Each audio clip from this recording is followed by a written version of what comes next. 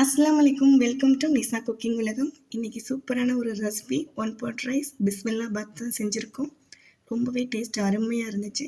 இதுக்கு 1 டம்ளர் அரிசிக்கு 1 டம்ளர் துவரம்பருப்பு சேர்த்து நல்லா அலசிட்டு ஒரு 1/2 அன் ஹவருக்கு மேலேயே ஊற வச்சு எடுத்துக்கோங்க. இது நல்லா ஊறட்டும். இப்போ 1 டம்ளர் அரிசி எடுத்தோம்னா 6 டம்ளர் அளவுக்கு தண்ணி சேர்க்கணும். குக்கரில் 1/2 டம்ளர் தண்ணி சேர்த்துக்கோங்க. நம்ம ஊற வச்ச அரிசியும் பருப்பையும் அதோடு சேர்த்துக்கலாம். உங்கள்கிட்ட என்னெல்லாம் வெஜிடபிள்ஸ் இருக்கோ அது எல்லாத்தையும் க்ளீன் பண்ணி கட் பண்ணி இந்த மாதிரி இதையும் அதோட ஒன்றா சேர்த்துக்கோங்க. 3லேருந்து 4 பல் பூண்டு தோலை உரித்து அதையும் சேர்த்துக்கலாம். தேவையான அளவு மஞ்சத்தூள் அதையும் சேர்த்து நல்லா மிக்ஸ் பண்ணி விட்டு ஒரு 4 விசில் வச்சு நல்லா சிம்மில் வச்சு வேக வச்சு எடுத்துக்கோங்க. இப்போ ஸ்பைசஸ்க்கு நம்ம வீட்டில் என்னென்ன ஸ்பைசஸ் மசாலா இருக்கோ அது எல்லாத்துலேயுமே கொஞ்சம் கொஞ்சம் ஒவ்வொரு ஸ்பூன் சேர்த்துக்கோங்க.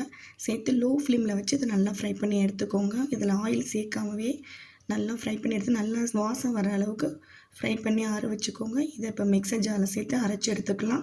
ரொம்ப குறப்பாக இல்லாமல் நல்லா நைஸாகவே அரைச்சி எடுத்துக்கோங்க.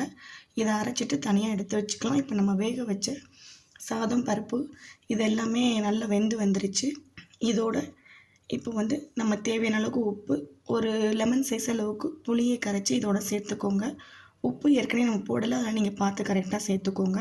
இப்போ நம்ம அரைச்சி வச்ச மசாலா பவுட்ரு 3 டீஸ்பூன் அளவுக்கு சேர்த்து நல்லா மிக்ஸ் பண்ணி லோ ஃப்ளேமில் வச்சு ஒரு 5 நிமிஷம் கொதிக்க விட்டுருங்க.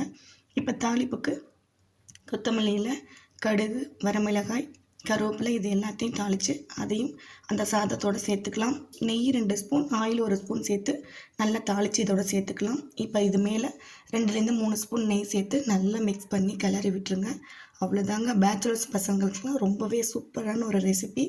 ரொம்பவே டேஸ்ட் அருமையாக இருந்துச்சு. ஹை ப்ரோட்டீனாக இருக்கும். கண்டிப்பாக நீங்கள் இதுமாரி ட்ரை பண்ணி பார்த்துட்டு எப்படி இருக்குன்னு சொல்லுங்கள். இந்த வீடியோ பிடிச்சிருந்தால் லைக் பண்ணுங்கள், ஷேர் பண்ணுங்கள், சப்ஸ்கிரைப் பண்ணுங்கள், கண்டிப்பாக கமெண்ட் பண்ணுங்கள். தேங்க்ஸ் ஃபார் வாட்சிங்.